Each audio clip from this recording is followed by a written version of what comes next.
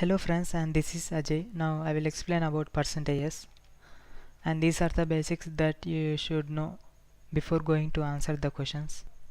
And these are the questions that I will discuss in this video. And if you are able to solve these questions in 5 minutes, then you can skip this tutorial. So coming to the first question, the a man is saving 25% of his income. If his income is increased by 20% and expenditure by 10%, then what is the percentage change in his savings? From the question, it is clear that no values are mentioned about income or savings or expenditure. So I am assuming the initial income as 100, and this implies savings is equal to 25, that is 25% of income, and expenditure is income minus savings, that is 75. So later the income is increased by 20%. So 20% of 100 is 20, that is the income is equal to 120, and expenditure is increased by 10%, that is 10% of 75, 7.5. Therefore the final savings is income minus expenditure. This implies 37.5. Therefore the percentage change is 37.5 minus 25 by 25, that is 50%. Percentage change in savings is 50%, and this is the answer for this question. Coming to the second question, a student by mistake multiplied a number with 4 by 5 instead of multiplying with 5 by 4. Then what is the percentage error in calculation? So if you are perfect in fractions, then you can directly calculate the percentage error as follows. That is the original number that we have to multiply minus the number multiplied divided by the original number into 100. This equals to 36%. That is the percentage error in calculation is 36%. Suppose if you are not good at fractions, that is if you make some mistakes in a hurry, then you convert the given fractions into numbers, that is find out the LCM of denominators. In this question it is the LCM of 4 and 5, that is 20. Then convert the both fractions into numbers, then find out the percentage error, and in both ways the percentage error in calculation is 36%. And this is the answer for this question. And this question is similar to the previous case. Here a student by mistake divided a number with 2 instead of multiplying with 2. Then what is the percentage error in calculation? In the previous case, both the number that we have to multiply and already multiplied is multiplication only. Here dividing a number with 2 is equal to multiplying a number with 1 by 2. So the percentage error is 2 minus 1 by 2 by 2, that is the 75%. You can also find out the error in another method, that is initially assume some number.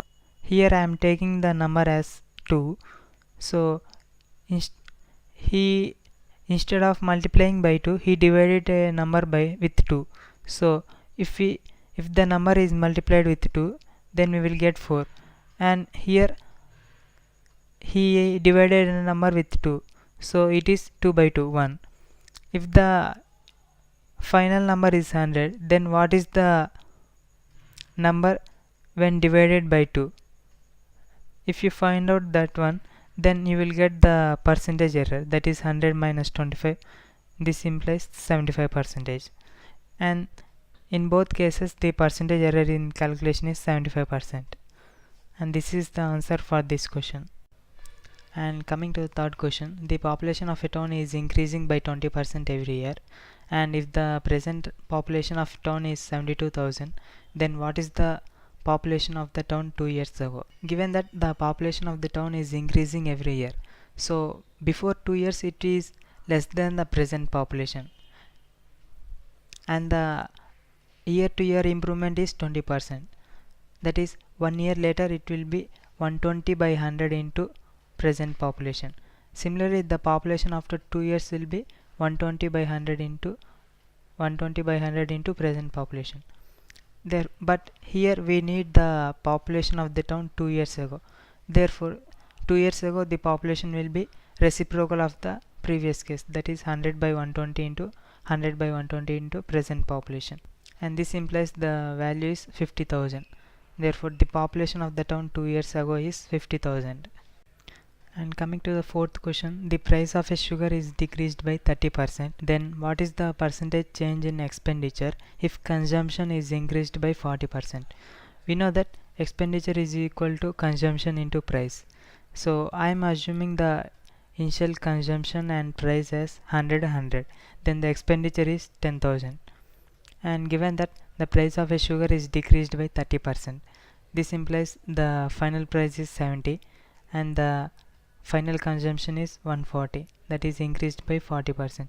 Then the final expenditure is consumption into price, that is 9,800.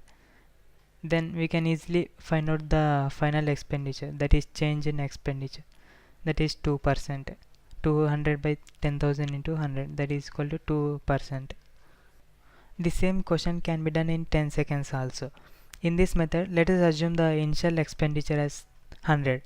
Then increase in consumption is 40%, that is 40% of 100 is equal to 140, and again the price of a sugar is decreased by 30%. Therefore 30% of 140 is 42, that is the final expenditure is 98. Therefore the change in expenditure is 2%. And in this way also you can find out the change in expenditure. In this method, first you have to find out the effect of price on expenditure and consumption on expenditure, and you can also first find out the consumption effect on expenditure and price effect on expenditure. In both ways you will get the percentage change in expenditure is 2%. And coming to the fifth question, given that in an examination a boy scores 30% of maximum marks and fails by 12 marks, and a girl scores 45% of maximum marks and pass by 16 marks. Find the maximum marks and the percentage required to pass. In this question the maximum marks is not given, so I am assuming the maximum marks as 100. This implies the maximum marks scored by boy is 31 and the girl is 45, and the boy fails by 12 marks and the girl pass by 16 marks. This implies the difference between the boy maximum mark and girl's maximum mark is 14%. This implies 14% is equal to 28 marks, that is 16 plus 12. Therefore 1% is equal to 2 marks. Therefore the maximum marks is equal to 100%, that is 200 marks. So now we have found the maximum marks. From the question we can say that if the boy has scored 12 more marks, then he would have passed in the examination, that is 12 marks is equal to 6%. Already the boy has secured 31%, so 31 plus 6 is equal to 37%. Therefore for a student the percentage required to pass is 37%, and this is the answer for this question. Thank you.